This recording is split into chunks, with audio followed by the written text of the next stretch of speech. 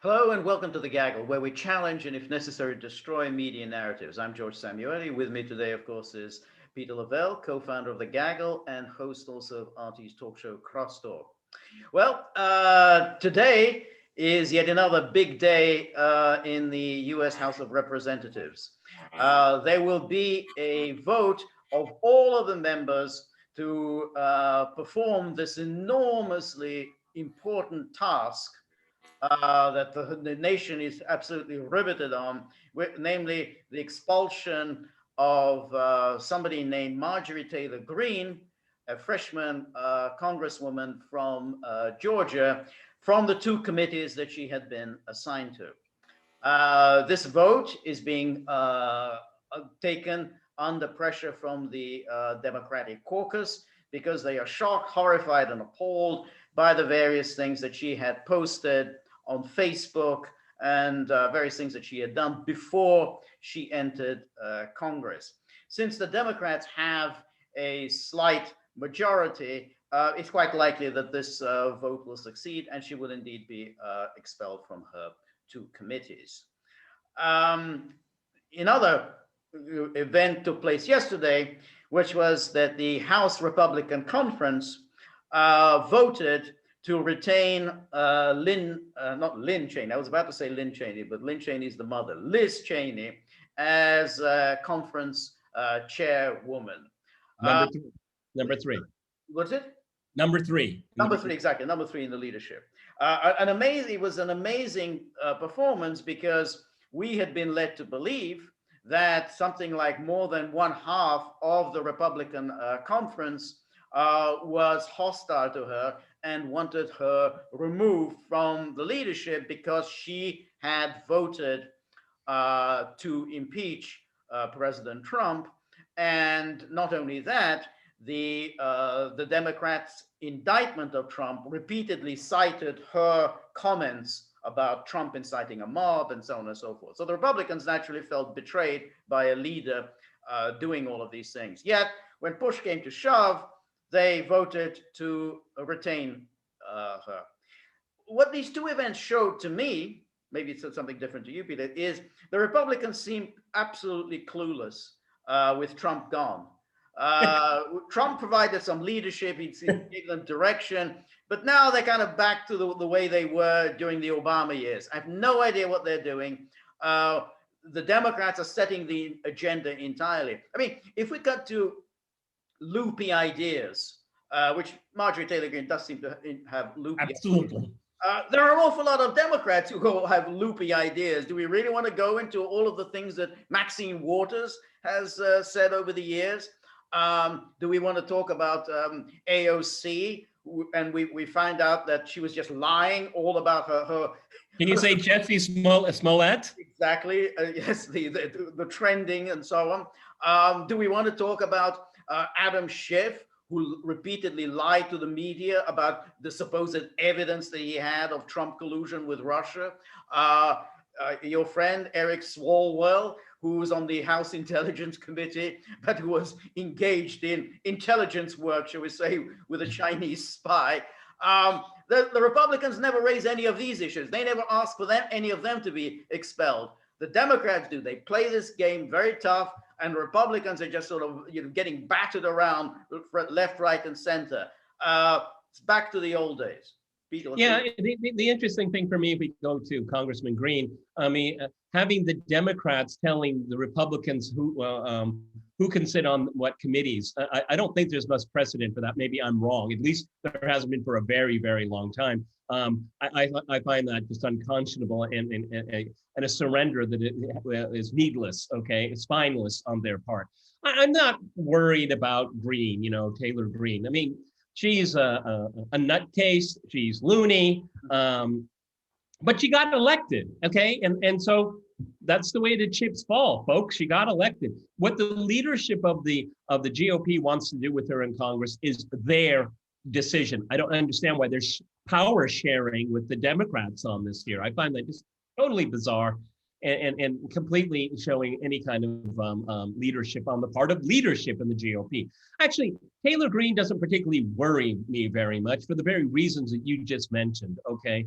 Not only are a lot of Democrats loony, a lot of them are very corrupt as well. But I do take exception about Liz Cheney. I'm far more worried about Liz Cheney than Taylor Greene, all right? Because Taylor Greene is going to be cannon fodder for the next 18 months of ridiculing the GOP, okay? It's the GOP that's got to figure this thing out, and I'm not going to help them, okay? Do your job, all right?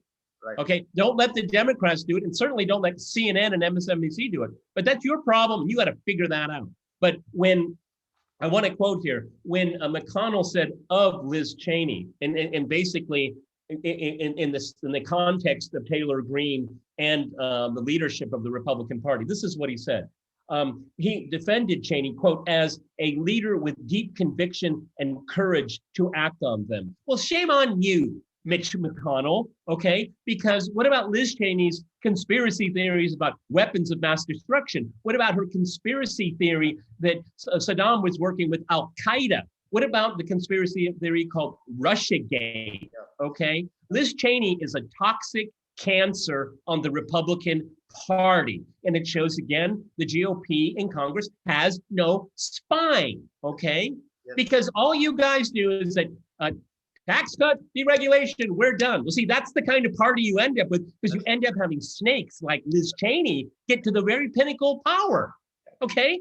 So what is the wrong with the Republican Party? Just about everything I can think of, okay? And they've got to grapple with why a Taylor Greene made it across the line in the first place. They better figure out who they are, and they better figure out who they are pretty damn quick. Yep. All right, because they're giving the cannon fodder. I mean, the base has nothing to do with Liz Cheney. She's just part of this royalty within the party because of her father, obviously. What accomplishments does Liz Cheney have? None. Zero. Okay. So the Republican Party better wake up and smell the coffee and figure out what's going on, because they're being tied up into a pretzel and everyone is laughing. That's exactly right.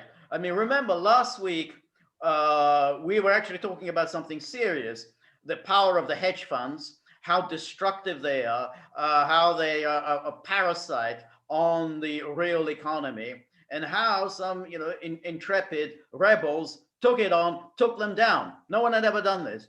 And we're not talking about that anymore. We're not talking about anything important. We are talking about something utterly, utterly trivial.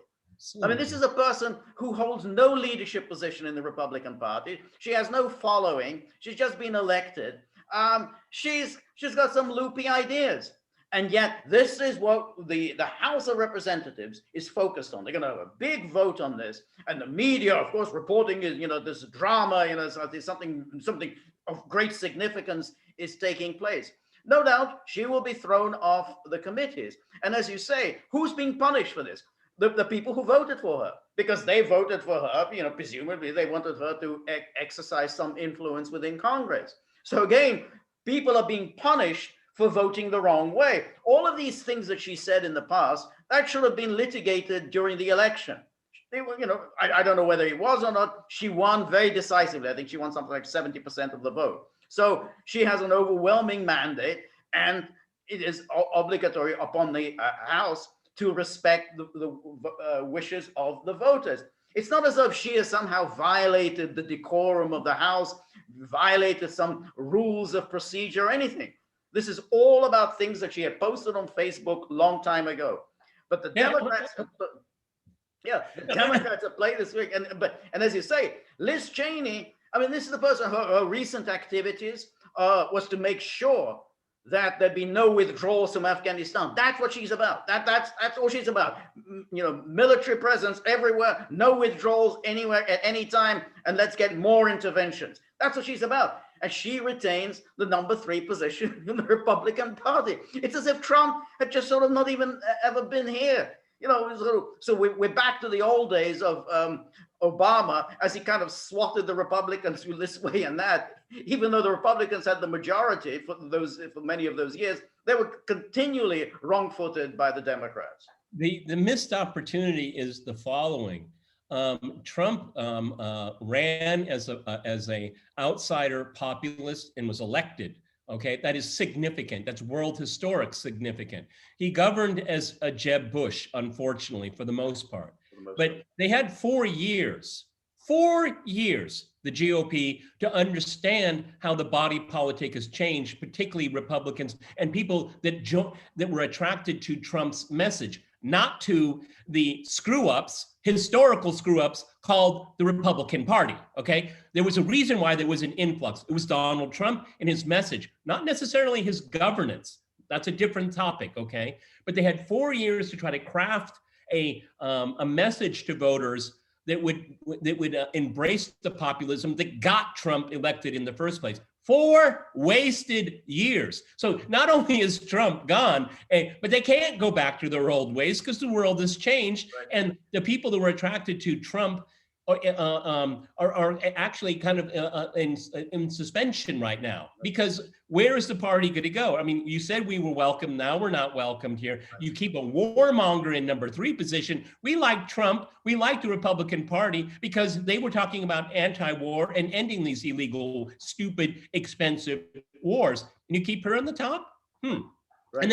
And then you like to pour shit on Taylor Greene, which is obviously a victim of a lot of bad misinformation, probably generated in the mainstream. Okay, right. So I mean, this is the kind of dilemma they had. They had 4 years to figure it out. 4 years. Right. At least Newt Gingrich, when after Obama was elected, they had a postmortem and did learn from it, I must say. Okay, right. And the person that took most advantage of that postmortem was Donald Trump.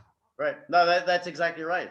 And Trump kind of reinvented the Republican Party. Now, he achieved a limited amount, but, partly because of his own lack of energy and, discipline. Vigor, but he also lacked allies. I mean, other than the usual handful of Republican congressmen, it's hard to think of too many Trumpians, people who are committed to the ideas that Trump ran on in 2016. I mean, we know the names, Jim Jordan, Matt Gaetz, and so on. But other than that, he had, in the Senate, other than Rand Paul, it's hard to think of any allies that Trump had. So, he did play a difficult hand. But he brought new people to the party.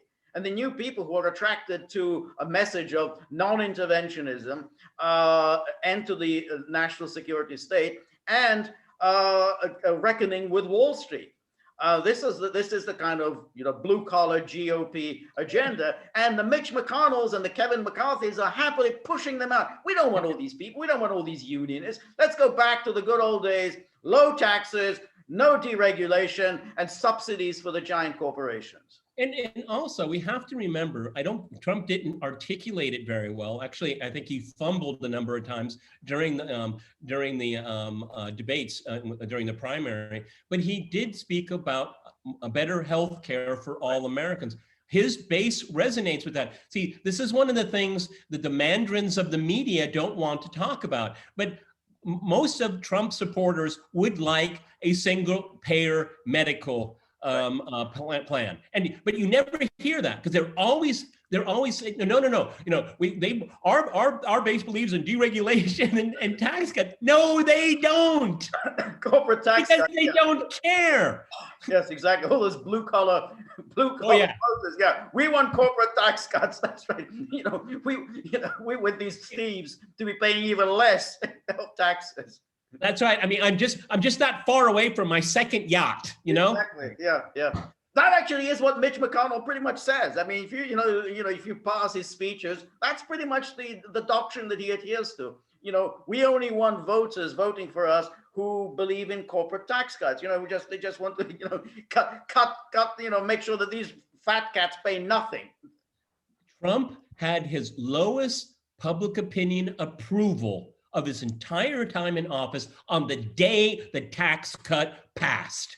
Okay, that's how popular it was. Right. That's how popular it was. Right. Okay, exactly. And I fault him. I want our viewers to really understand is that I look at the Trump brought an idea into the center to talk about. I'm not saying Trump did a very good idea in bringing it to fruition, which I think he did actually a terrible way of bringing it to fruition, and particularly in foreign policy, as you and I point out all the time. But he did say it can be different.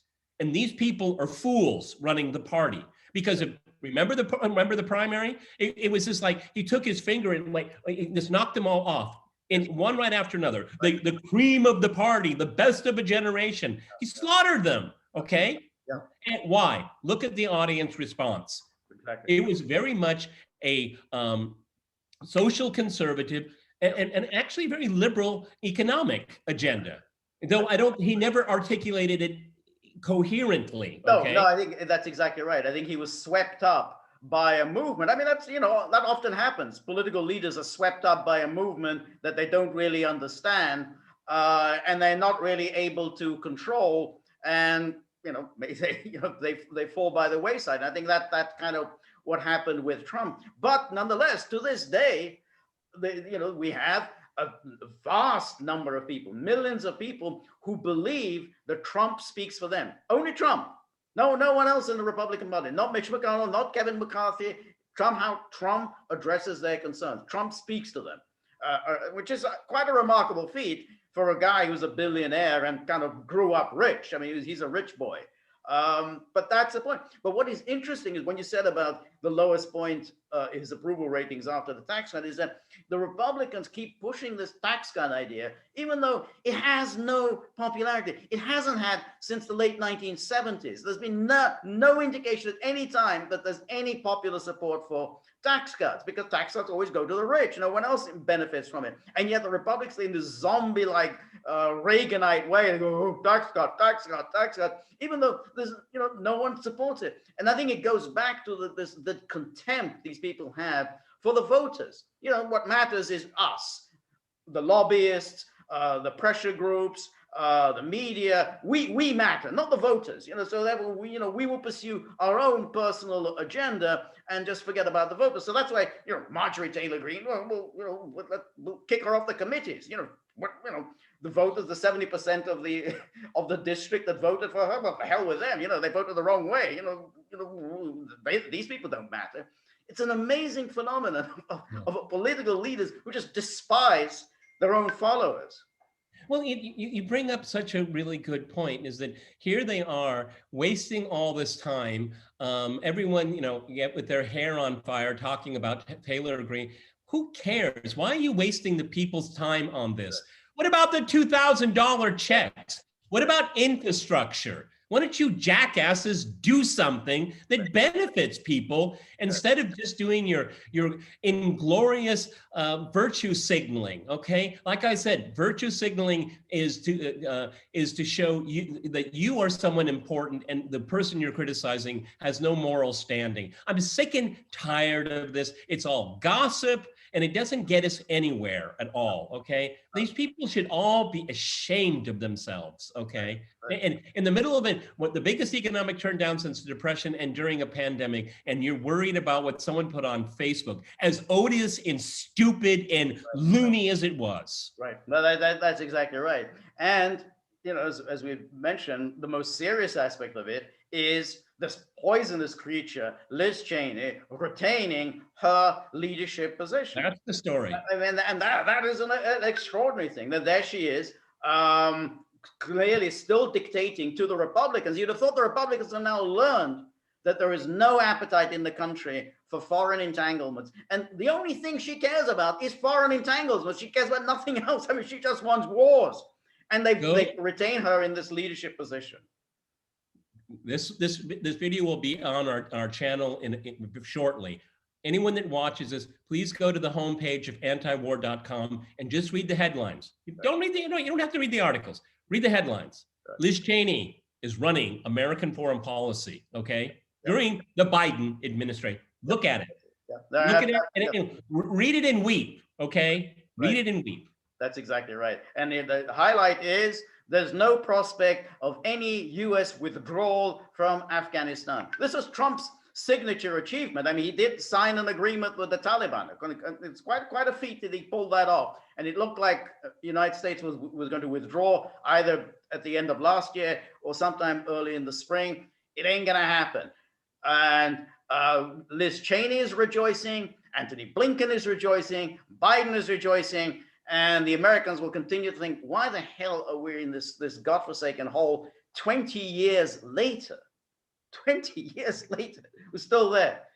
It's an extraordinary thing. And there it is. So, Liz Cheney, vindicated. Vindicated. All right. Thank you, Peter. We will, of course, maintain our laser-like focus on the trivial doings of the US Congress. And remember, if you like The Gaggle, please like, share, and subscribe. See you soon. Bye.